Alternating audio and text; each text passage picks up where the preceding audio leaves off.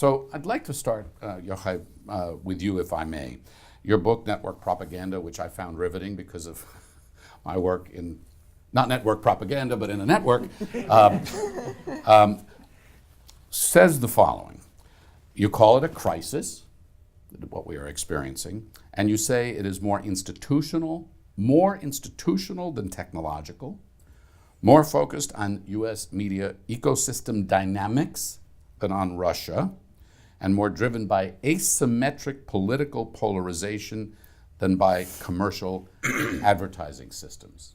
Can you unpack that for us and give us a sense of what that ecosystem is actually like? In 472 pages.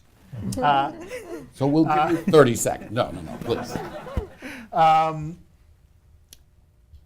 Let's take each of the three. The book, we use a lot of data, millions of stories and how they're tweeted and Facebook shares to get at the answers. The core claim is that when we look at the shape of communications in the United States, whether we measure it by how stories are tweeted, whether we measure it on the supply side by how media producers link to each other and give credit, whether we do it by text and the similarity of text or by Facebook sharing, what we see is a highly asymmetric media ecosystem. We see a very insular right wing that links to itself. The producers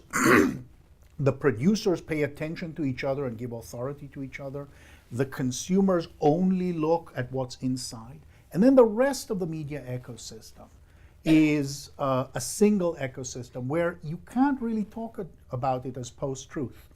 Instead, you need to see everything from the Wall Street Journal and Forbes all the way to Mother Jones and Daily Kos and the Huffington Post, all forming a single media ecosystem anchored in professional journalism with a variety of more or less partisan framings around it. What do you mean single media ecosystem? What does that actually mean? It means that when you look at what sources are most cited by all of these, irrespective of how far left or center right they are, that's traditional professional media. It's the New York Times, it's the Washington Post, it's CNN, and there's a normal distribution of attention. The farther away you get from that, the farther away you get from that mainstream, the less attention you get. Once you look at the right, it's exactly the opposite. The more exclusively right-wing your content is, the more attention you get. In fact, when we look at the structure of the right-wing media ecosystem, during the election, the most important site online was Breitbart because it had a duet with Trump.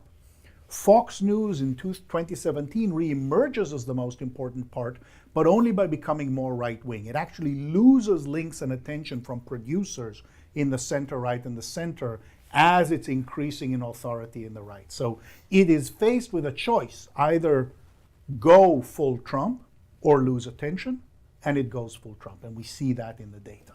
So that's the asymmetric polarization, and critically, it's only in this insular media ecosystem that only is a strong word. Overwhelmingly, in quantitative terms, most of the falsehood, confusion, fake news in the sense of clickbait that's trying to be commercial occupies this system much more so than on the left. And on the left, when it emerges, what we see is a story emerges, then it's fact-checked from inside the system, and then it dies. So the dynamics are very different, and the insularity of the right-wing media ecosystem is what makes it susceptible both to Facebook clickbait fabricators and to Russian propagandists, and most importantly to domestic propagandist outlet, Fox, Breitbart, and so forth. So it's important for people to realize, those who are not familiar with your work, and who are also trying to figure out this ecosystem, that the Russians, which are the focus of so much,